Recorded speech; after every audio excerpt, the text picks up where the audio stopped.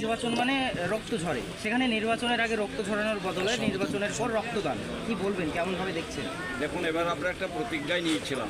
আমাদের প্রিয় অপূর্ব সরকার, যিনি জেলা সভাপতি, আমাদের চেয়ারম্যান রবিউল আলম চৌধুরী, আমরা সকলে মিলিতভাবে একটা সিদ্ধান্ত নিয়েছিলাম যে নির্বাচন আসলে মুর্শিদাবাদ একটা খবরের শিরোনামে থাকে।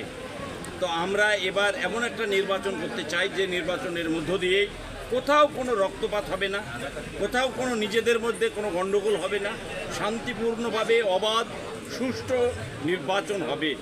এবার আমরা মুর্শিদাবাদ জেলার সমস্ত কর্মীদেরকে সে আহ্বান করেছিলাম, আমাদের দলীয় কর্মীরা, কারণ আমাদের নেত্রীর মমতা বন্দ্যোপাধ্যায়, অভিষেক বন্দ্যোপাধ্যায়, তাদের নির্দেশই এই ধরনের আমাদের ছিল যে কোথাও যেন কোনো অপ্রীতিকর ঘটনা না ঘটে।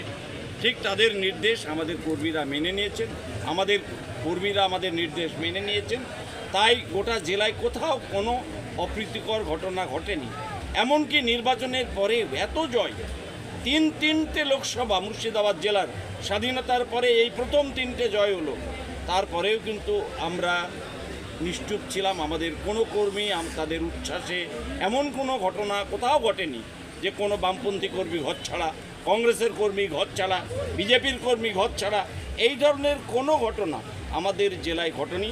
তাই সমস্ত কর্মীর কাছে আমরা এ ব্যাপারে খুব অত্যন্ত খুশি, এবং তারা যে ব্যবহার করেছে, যেভাবে আচরণ করেছে গোটা মুর্শিদাবাদ জেলায় সমস্ত কর্মীরা, তাতে আমাদের দলের পক্ষ থেকে তাদেরকেও আমরা অসংখ্য ধন্যবাদ, অভিনন্দন জানাই। আজ ভগবানগোলা 2 নম্বর ব্লক তৃণমূল কংগ্রেসের উদ্যোগে ঈদের পরে দেখছেন তো, দুদিন আগে ঈদ শেষ হয়েছে, এত বড় পরব, তারপরেও এই রক্তদান।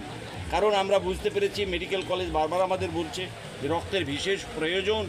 এই খরা মরশুম চলছে, প্রত্যন্ত রোদ এবং মানুষ প্রখর রৌদ্রে মানুষ বেরোতে পারছে না, এই সময় রক্তের এত বেশি প্রয়োজন হসপিটালে যে রুগী প্রায় মারা যাচ্ছে। তাই আমরা এখানকার ব্লক সভাপতি আব্দুর রৌফ এবং নেতৃত্বের কাছে আবেদন করেছিলাম, আমাদের চাঁদ সাহেব আছে, সকলকেই আবেদন করেছিলাম, পঞ্চায়েত সমিতির সভাপতি, এখানে জেলা পরিষদের 3 জন মেম্বার উপস্থিত আছেন, সকলের উপস্থিতির মধ্য দিয়েই প্রায় 100-এর উপরে এখন রক্তদান ইতিমধ্যেই দিয়েছেন।